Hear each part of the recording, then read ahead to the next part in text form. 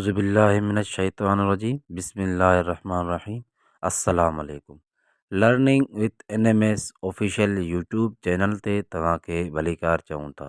अॼु असांजो टॉपिक आहे सिंधी ग्रामर इल्म सन्फ़ इल्म सन्फ़ जी अॼु पंहिंजो लेक्चर आहे सवानिगारी बायोग्राफी रिपोर्टेज।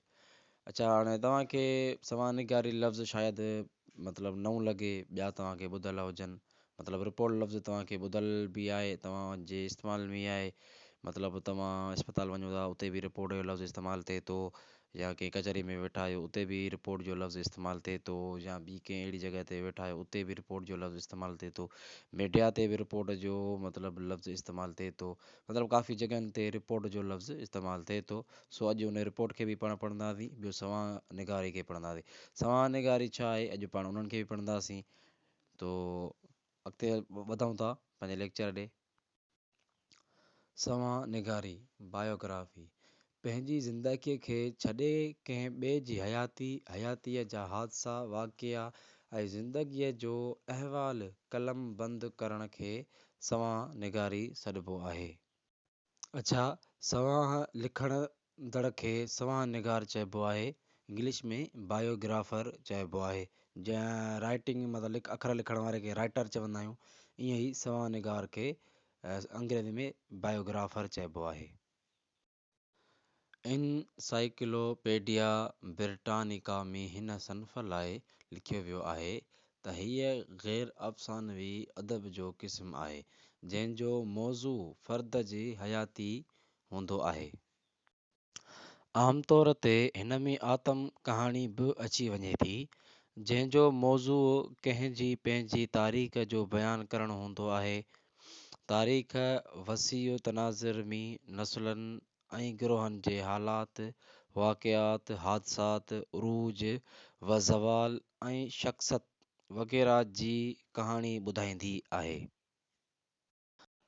जॾहिं त सवाही अदब हिकु फ़र्द जी शख़्सियत जे मिड़नी पहलुनि जी तस्वीर ॾेखारींदो आहे ऐं उन सां लाॻापियल तारीख़ी वाक़िआ उन में ख़ुदि ब ख़ुदि अची वञनि था। उन हिसाब सां जीवन कहाणी खे तारीख़ जो हिसो सम्झणु घुरिजे, छो जो उन जो दारोमदार वाक़िअनि जे तसलसल ऐं लिखियल तोड़े ज़बानी मवाद जे वज़ाहत ते हूंदो आहे, जेको तहक़ीक़ ऐं ज़ाती यादगिरियुनि ते क़ाइमु हूंदो आहे।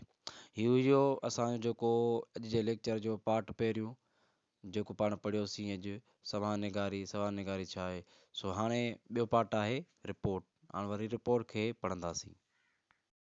रिपोर्टेज रिपोज़ताज़ असल में फ़्रेंच ॿोलीअ जो लफ़्ज़ आहे, जंहिंजो अंग्रेज़ी लफ़्ज़ रिपोर्ट सां गहरो वास्तो आहे।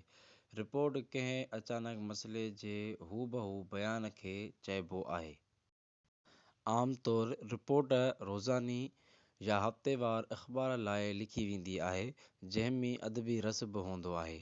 अखियुनि सां ॾिठल वाक़िए जी दिलचस्प नवियत चइबो आहे।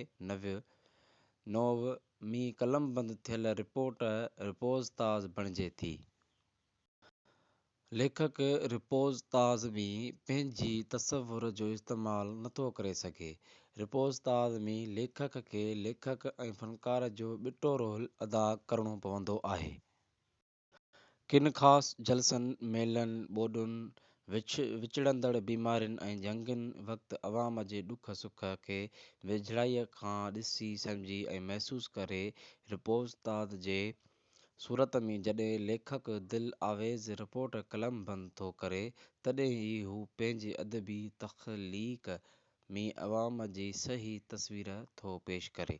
ही हुआ असांजा अॼु लेक्चर जा ॿ पार्ट, हिकु सवानिगार, ॿियो हुयो रिपोर्ट। इन खां बाद में अञा बि काफ़ी लेक्चर आहिनि जेके पाण अल्हम्दुलिल्लाह हिन हफ़्ते में पूरा कंदासीं। उमेद आहे त तव्हांखे हीउ वीडियो पसंदि आयो हूंदो। अहिड़ियूं ॿियूं सन्फ़ूं ॾिसण में मिलंदियूं, ॾिसंदा रहो असांजो यूट्यूब चैनल। सब्सक्राइब कयो असांजो YouTube channel learning with NMS. Like share comments ज़रूरु कंदा।